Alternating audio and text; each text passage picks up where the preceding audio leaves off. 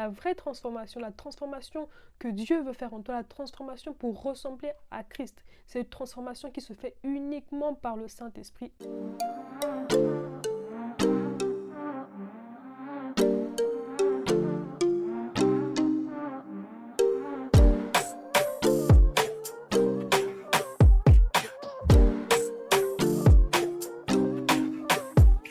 Hey guys, je m'appelle Divine et encore une fois, bienvenue sur ma chaîne. Alors la vidéo d'aujourd'hui est très complémentaire avec la vidéo de la dernière fois où on parlait de l'appel de Dieu, du fait de répondre, de dire oui à Dieu. Aujourd'hui, j'aimerais vraiment m'adresser spécifiquement aux chrétiens, aux personnes qui ont déjà choisi d'avancer avec Dieu mais qui ont du mal à aller plus loin avec Dieu, à ceux qui pataugent encore entre le monde, entre le péché, entre Dieu, entre Jésus, qui ont du mal à progresser, à ceux qui aussi qui aspirent déjà à aller plus loin avec Dieu mais qui n'y arrivent pas, et également à ceux qui n'aspirent pas forcément, qui sont un peu dans leur zone de confort actuellement.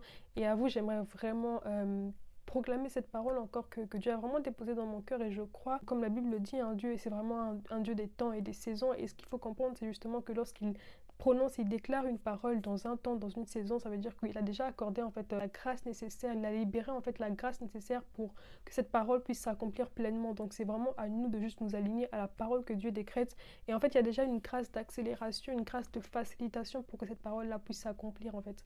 Et la parole que Dieu déclare dans cette saison, c'est que vraiment répondez à l'appel de Dieu, dites oui à Dieu et aspirez à plus avec lui, parce qu'il est prêt en fait à vous faire progresser, il est prêt à accélérer votre vie, il est prêt à accélérer des choses dans votre destinée, il est prêt à se révéler à vous.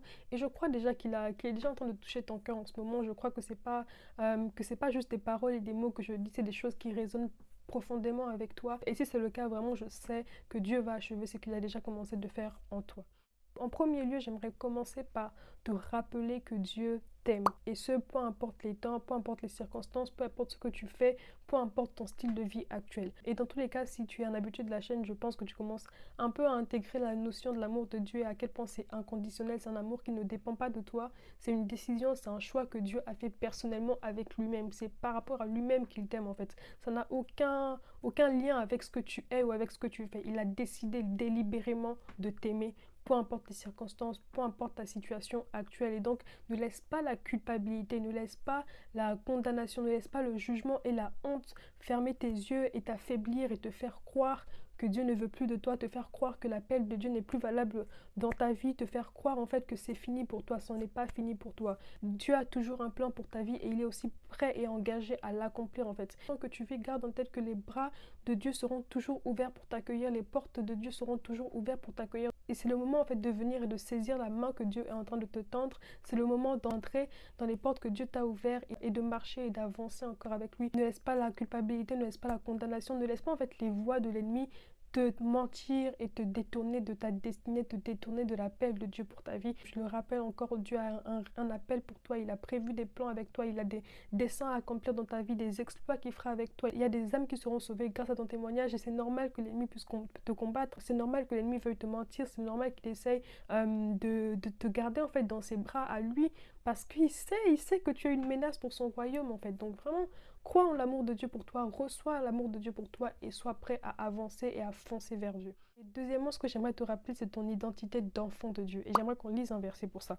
C'est un verset dans Galates 4, 3 à 9, et ça dit: Nous aussi, lorsque nous étions des enfants, nous étions de même asservis aux principes élémentaires qui régissent la vie de ce monde. Mais lorsque le moment fixé par Dieu est arrivé, il a envoyé son Fils, né d'une femme et placé par sa naissance sous le régime de la loi, pour libérer ceux qui étaient sous ce régime. Il nous a ainsi permis d'être adoptés par Dieu comme ses fils et ses filles. Puisque vous êtes bien ses fils et ses filles, Dieu a envoyé dans notre cœur l'esprit de son Fils qui crie Abba, c'est-à-dire Père. Ainsi donc, tu n'es plus esclave, mais tu es fils ou fille. Et puisque tu es fils ou fille, tu es héritier des biens promis grâce à Dieu. Mais autrefois, vous ne connaissiez pas Dieu. C'est pourquoi vous serviez comme des esclaves des divinités qui, en réalité, ne sont pas des dieux. À présent, vous connaissez Dieu. Bien plus, Dieu vous a reconnu comme sien. Comment se peut-il alors que vous retourniez à ces principes élémentaires sans pouvoir ni valeur pour en devenir à nouveau des esclaves? Alors, ce qu'il faut déjà premièrement retenir, c'est que si tu es enfant de Dieu, tu es libre. libre du péché, libre de la loi, libre de la mort. Tu n'es plus esclave du péché en fait. Et c'est quelquefois le mensonge en fait avec lequel on vit, de je suis enfant de Dieu mais je galère avec le péché a une emprise sur moi. Et quand je parle de péché, je sais que la plupart des personnes pensent uniquement, hein, même à l'impudicité, à la fornication, mais il faut penser au péché plus globalement en fait. Au péché, que ce soit le mensonge, au péché, que ce soit l'incrédulité, le manque de foi, le manque d'obéissance, que ce soit l'homosexualité, que ce soit la rancune, que ce soit la haine, que ce soit le manque de pardon. Toutes ces choses en fait qui nous empêchent d'avancer avec Dieu, toutes ces choses qui sont des barrières dans notre relation avec Dieu. Et il faut savoir que ces choses, nous les avons vaincues en Christ.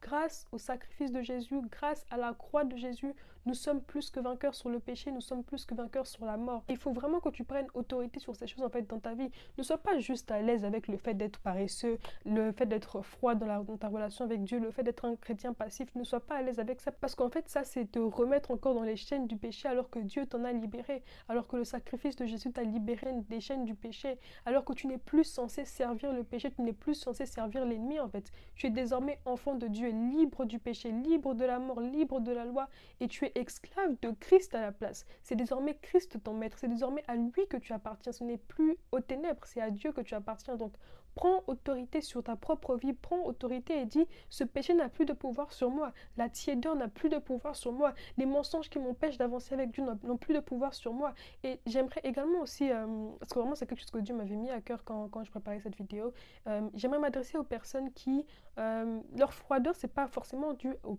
péché, comme je peux le dire, la pratique d'un péché, mais c'est dû aux mentalités et aux faux raisonnements dans lesquels vous êtes enracinés, aux forteresses qui sont enracinées en fait dans vos pensées.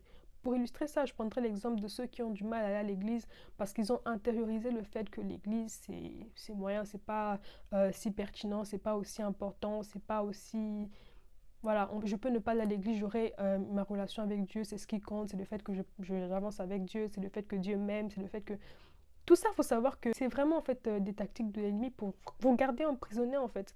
Et il faut le reconnaître.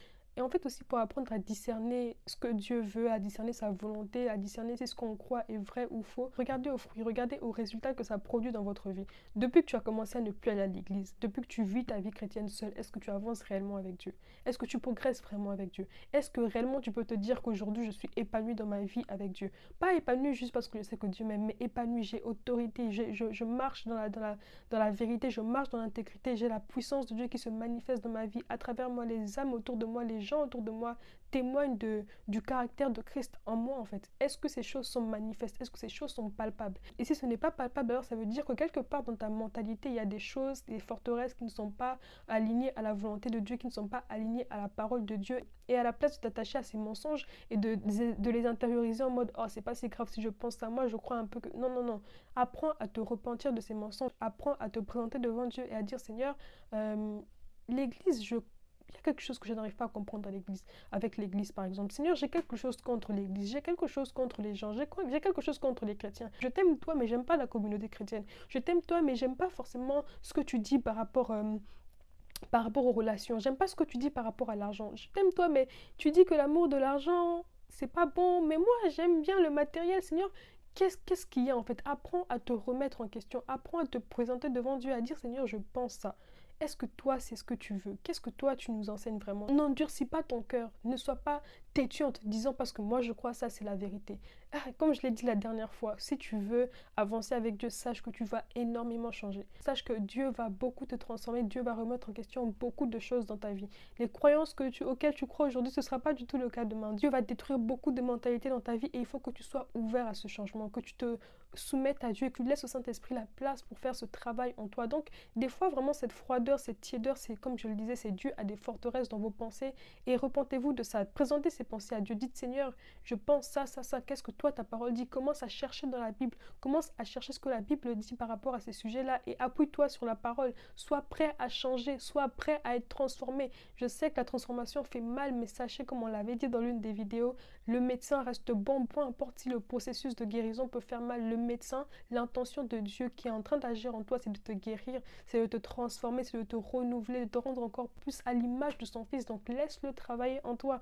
C'était vraiment une petite parenthèse, petite parenthèse, mais c'est vraiment quelque chose que Dieu m'avait mis à cœur et je suis sûre que ça parlera à l'un d'entre vous en tout cas, et je suis sûre en fait que Dieu va continuer d'insister en fait avec ces paroles-là dans ton cœur et laisse-le travailler en toi en fait. Donc je le disais, prends conscience de ton identité en Christ, prends conscience que tu n'es plus esclave du péché, plus esclave de l'homosexualité, esclave du mensonge, esclave de la rancune, esclave de tes blessures du passé. Tu n'es pas une victime, tu es désormais libre en Christ. Donc sois prêt et même demande au Saint-Esprit de venir prendre plus de place dans ton cœur. Et ça, c'est un autre point que j'aborderai un peu plus tard, mais je passe au deuxième point, c'est justement qu'une fois que tu prends conscience que tu es libre en Christ et que tu prends autorité sur ta liberté, sur ta vie, pour manifester encore cette liberté en Christ, apprends à vivre comme un enfant de Dieu. Parce que oui, tu es libre, tu es enfant de Dieu, et ça tu le sais, mais tu continues de vivre comme un esclave, tu continues de te laisser aller, tu continues de vivre comme quelqu'un qui n'a pas de destinée, comme quelqu'un qui n'a pas de but, comme quelqu'un qui dépend de lui-même, juste comme si tu étais maître de toi-même aussi. Et ça, c'est quelque chose qu'il faut que tu retiennes aussi. Et on va lire un verset par rapport à ça. Je sais que je parle beaucoup, j'ai beaucoup de choses à dire, et je me rends compte que le temps passe en fait, et que j'ai pas envie de faire une trop longue vidéo, mais le deuxième passage, on va lire deux passages d'affilée. Le premier passage, c'est dans Galates 16, Galates 5, pardon, 16 à 17, et ça dit: Je vous dis donc ceci, menez votre vie dans la dépendance du Saint-Esprit et vous n'obéirez pas aux désirs qui animent l'homme livré à lui-même, car ces désirs sont diamétralement opposés à ceux de l'Esprit. Et l'Esprit a des désirs qui s'opposent à ceux de l'homme livré à lui-même. Les deux sont opposés l'un à l'autre, c'est pourquoi vous ne pouvez pas être maître de vous-même. Et comme je l'ai dit dans la vidéo de la dernière fois, c'est qu'on a été créé pour aimer, on a été créé pour dépendre de quelque chose, on a été créé pour avoir des maîtres sur nous. En fait, on a été créé pour adorer quelque chose. Et lorsqu'on n'adore pas Dieu, on adore les ténèbres. Il faut le savoir, il n'y a pas de milieu, il n'y a pas de « oh non, moi je vis ma vie tranquille ». Quand tu vis ta vie tranquille, juste le fait de rejeter Dieu fait que tu vis dans un autre royaume, et c'est le royaume des ténèbres, tout simplement. Et c'est justement pour ça que c'est important, en fait, comme je l'ai dit plus tôt, de dépendre du Saint-Esprit, d'apprendre. Dans cette vie chrétienne, tu ne peux pas la vivre seule, tu ne peux pas la vivre avec tes pensées, avec tes idées, avec ta mentalité. Tu as besoin du Saint-Esprit, et c'est pour ça que c'est important de faire appel à son aide. Il faut savoir que le Saint-Esprit est celui qui a été mandaté pour nous aider, mandaté pour nous soutenir dans nos faiblesses, mandaté pour nous enseigner, mandaté pour nous transformer, mandaté pour nous guérir. C'est lui qui fait ce travail en nous, et donc c'est important de faire appel à lui. Arrête de vouloir vivre ta vie chrétienne seule, arrête de vouloir faire les choses comme si... J'ai déjà dit ça ici. C'est pas du développement personnel où tu dois faire des efforts, faire des exercices. Je vais prendre, je sais pas, des déclarations et commencer uniquement. C'est pas, je suis pas contre les déclarations, mais je parle surtout du fait d'avoir ces petites cartes là de je suis belle, c'est bien, hein, mais c'est pas comme ça qu'on vit dans la vie chrétienne. On a besoin du Saint-Esprit. Et même lorsque ces déclarations sont faites, on le fait avec l'aide du Saint-Esprit. On demande au Saint-Esprit de venir travailler en nous. C'est pas le fait de répéter les choses qui changent ta vie réellement. La vraie transformation, la transformation que Dieu veut faire en toi, la transformation pour ressembler à Christ. C'est une transformation qui se fait uniquement par le Saint-Esprit, et il faut que tu appelles le Saint-Esprit, que tu apprennes à faire appel au Saint-Esprit, à dépendre du Saint-Esprit. Comme on l'a dit ici, si tu veux vivre pas comme un esclave du péché, pas selon la chair, pas selon tes propres pensées, la chair et le mal. Si tu veux vivre selon Dieu, tu as besoin de dépendre du Saint-Esprit. Et pour dépendre du Saint-Esprit, tu dois apprendre à faire appel à lui. Tu dois apprendre à prier, à demander l'aide du Saint-Esprit, à reconnaître tes faiblesses devant le Saint-Esprit, à dire la vérité au Saint-Esprit, à être honnête avec lui, à être honnête concernant tes luttes, à être honnête concernant tes combats, à être honnête concernant tes croyances. J'insiste encore, les croyances et les mentalités sont des choses qui nous bloquent beaucoup dans notre relation avec Dieu.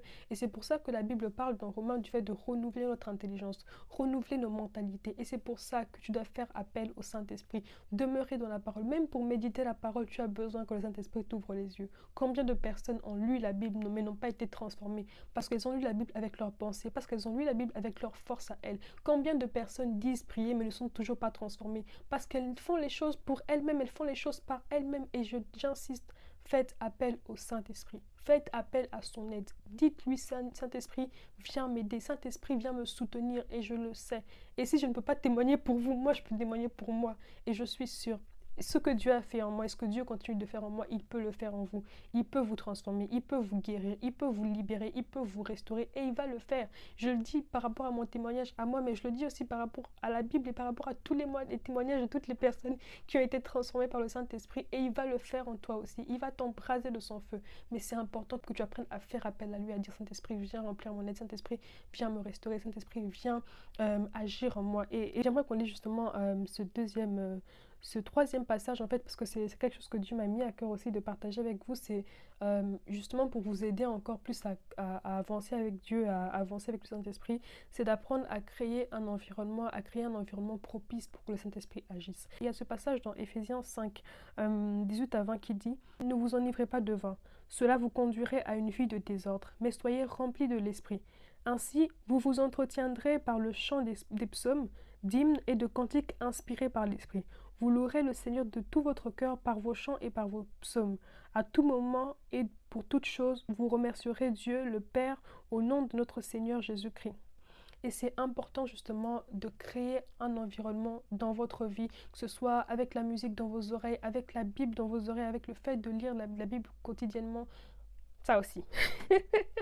Arrêtez de dire que vous voulez avancer avec Dieu et étudier la Bible une fois par semaine, une fois toutes les 2 semaines. Non, il faut commencer à pratiquer ces choses au quotidien, à créer une routine quotidienne qui vous permet d'avancer et de vous rapprocher encore plus de Dieu. Et ça passe par votre environnement. Ne soyez pas juste là en train, je suis la série, je vais travailler, j'entends tout ce que je peux entendre dans les commérages, j'entends dans les histoires sur TikTok, j'entends dans mes copines, je leur parle à tout moment. En fait, vos oreilles sont exposées uniquement au monde autour de vous.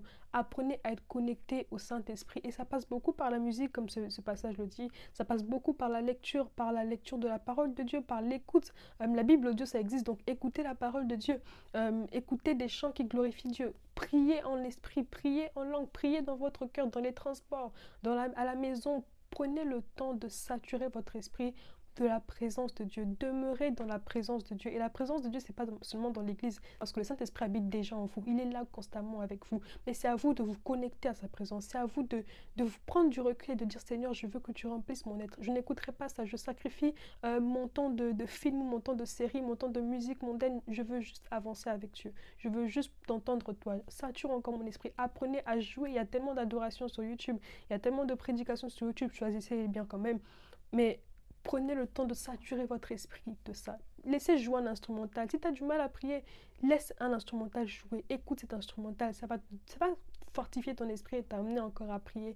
Et vraiment, faites l'effort de créer cet environnement, de créer cette atmosphère autour de vous pour grandir dans votre foi. Le troisième point que j'aimerais aborder, je sais que j'ai pas dit beaucoup de choses que j'avais prévu de dire, mais je suis sûre dans tous les cas que c'est Dieu qui me conduit. Donc le troisième point que j'aimerais rappeler, c'est le troisième point. Bon, le troisième point dans mes notes, mais je sais pas si c'est le troisième point dans la manière dont je parle. En tout cas, j'aimerais vous rappeler l'importance de porter votre croix. Et à ce verset populaire de Matthieu 16 ou même de Luc 9 qui dit « Puis, s'adressant à ses disciples, Jésus dit « Si quelqu'un veut marcher à ma suite, donc quelqu'un veut me suivre, qu'il renonce à lui-même, qu'il se charge de sa croix et qu'il me suive. Car celui qui est préoccupé de sauver sa vie la perdra, mais celui qui perdra sa vie à cause de moi la retrouvera. Si un homme arrive à posséder le monde entier, à quoi cela lui sert-il s'il perd sa vie? Et que peut-on donner pour acheter sa vie?